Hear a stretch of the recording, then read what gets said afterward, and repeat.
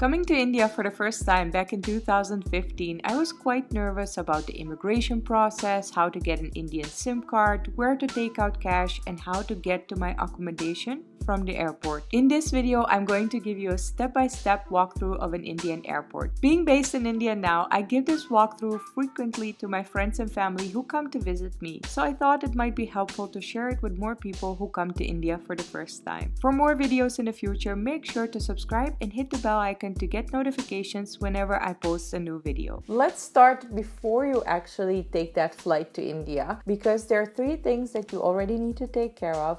The first one is installing the Uber app in case you don't have that already, and connecting it to your international credit card. Also, your international credit card will come in extremely handy when you're booking Indian train tickets on the IRCTC website. If you don't have an international credit card, you will have more inconvenience, because that will mean you will have to go to the train station every single time that you want to buy train tickets. Okay, I'm out of luck this time because all the tourist quota tickets, sorry for the wind, all the tourist quota tickets for this weekend to Jodhpur are gone.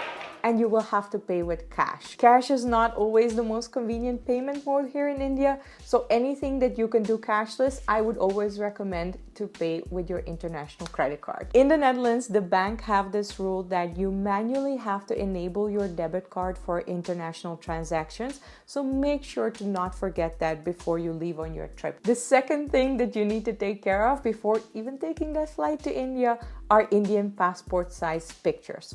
I'll explain in a moment why you will need those, just trust me on that. The last thing I always recommend any traveler to bring with them is an empty water bottle. Especially when arriving in India for the first time, it is very handy to have that with you. I'll elaborate a little bit more on that in a moment, but first I want to talk about the airports. I am very familiar with international arrival in Mumbai, Bangalore, and Kochi. Landed in all airports multiple times, so I'm quite familiar with the walkthrough there. I am unfortunately not very familiar with Delhi, but I'm kind of counting on the procedure to be the same, so bear with me. There are definitely some differences between the airports, and I will try to highlight them as much as possible. The first one being that Bangalore Airport only offers 45 minutes of Wi-Fi. After that, you cannot get Wi-Fi anymore. I know it is extremely tempting to immediately connect to the Wi-Fi once you get out of the plane, but please don't do that yet, because you might need your Wi-Fi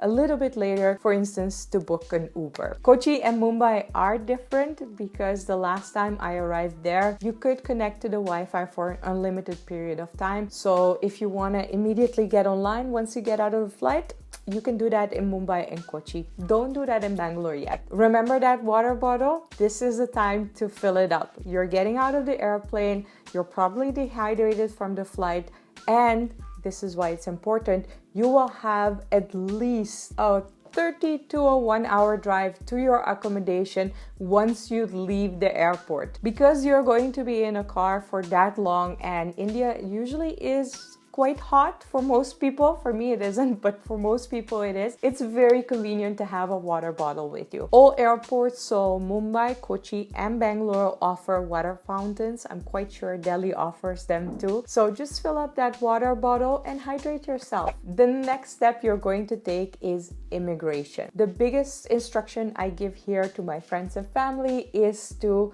look for the immigration form. Please don't stand in line already if the immigration form is not there, because if you reach the counter and you don't have that immigration form, they will send you back and you might have to stand in line again. Therefore, if the immigration form is not there, look up an immigration officer and ask them for the form specifically. The form itself is very short. There are not that many details that you have to fill in, so you can do that while standing in line. Immigration at all 3 of the airports is extremely efficient and fast. Those old scenarios where you see people waiting in line for hours, they are not applicable anymore. Only make sure you have that immigration form and the correct visa. then I'm quite sure you will go through immigration very fast. I do have a thing to say about the visa, which is something that is very personal, so I cannot advise too much on that. But I do know a friend of mine who was coming to India 1.5 years ago, had some issues with the e-visa. She thought when she applied that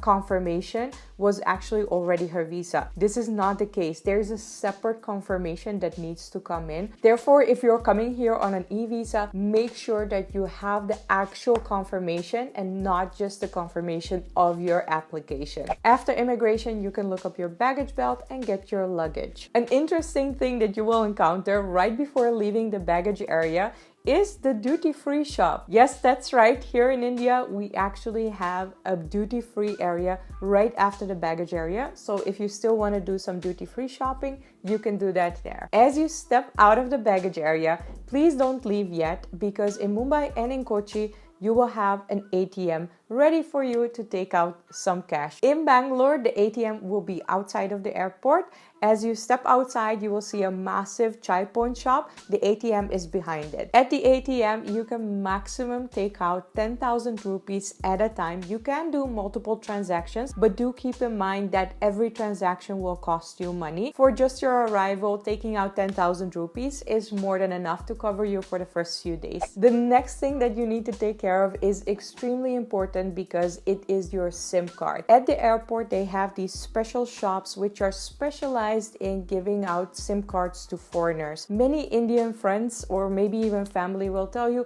oh, don't worry about that. You're probably tired from the trip. We can do it at a local shop. Please don't do that, because the local shops usually don't have any experience on how to get a SIM card for a foreigner. It will be a lot more hassle for you to take care of that later. So let's just do that immediately at the airport. This is where your passport size pictures will be very necessary, because I know in Bangalore they don't take the pictures at the airport. In Mumbai, I'm not sure. In Kochi, they can take the pictures at the airport, but still I wouldn't take that risk, because maybe something has changed in the meantime and then you cannot get your SIM card sorted. The staff at these SIM card shops is extremely experienced in getting SIM cards for foreigners. They will guide you through the whole process, so don't worry about that. Two things that I do feel I need to mention is the SIM card. Once you put it in, you have to make a call to the customer service to activate the SIM card. This is not always possible to do if it's, for instance, the middle of the night. So maybe you want to hang on to your domestic SIM card until the next day. The second thing, once you make that phone call to activate the SIM card,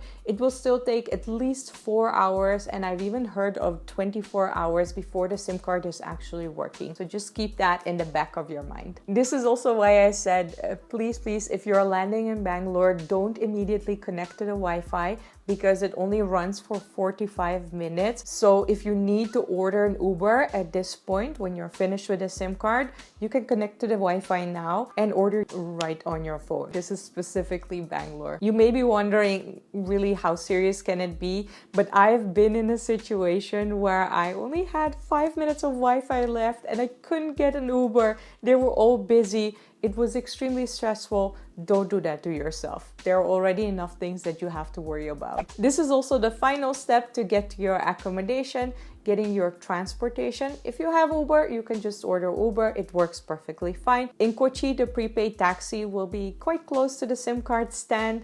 You can walk over, pay for the taxi. They will give you a slip. You go to the taxi stand, and that's it. In Mumbai, the prepaid taxi stand will be on a different floor. Let's get a prepaid cab. That's the best option. I could have taken one without an AC. That would have cost me like 280 rupees, but for 60 rupees more, I have air conditioning, which is awesome because I don't know how long the ride is gonna be. When you walk outside, you will have to go to the left, take the elevators to a different floor. The prepaid taxi stand will be there. Same process, you pay them because you just got your cash, or maybe even you can pay with your international credit card. They will give you a slip, walk over to the taxi stand, get in your taxi. In Bangalore, you can just use the airport taxis. They are incredibly safe. They're super easy to use, sometimes even easier than Uber because there's always a taxi waiting and you can get right in. With Uber, sometimes you have to wait if it's too crowded. Very important before you get into the airport taxi at Bangalore is to get change.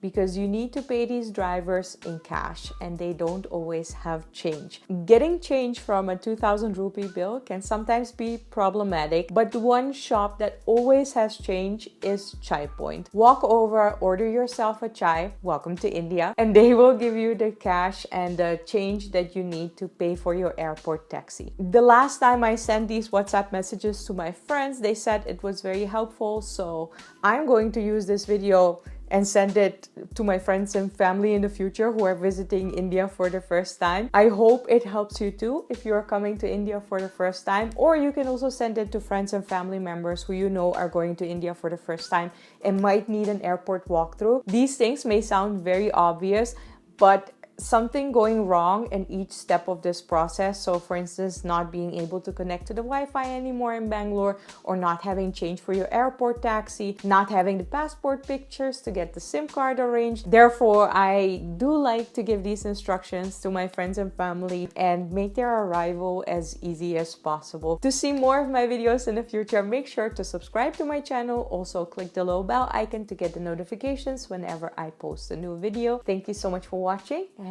I will see you next time. Bye!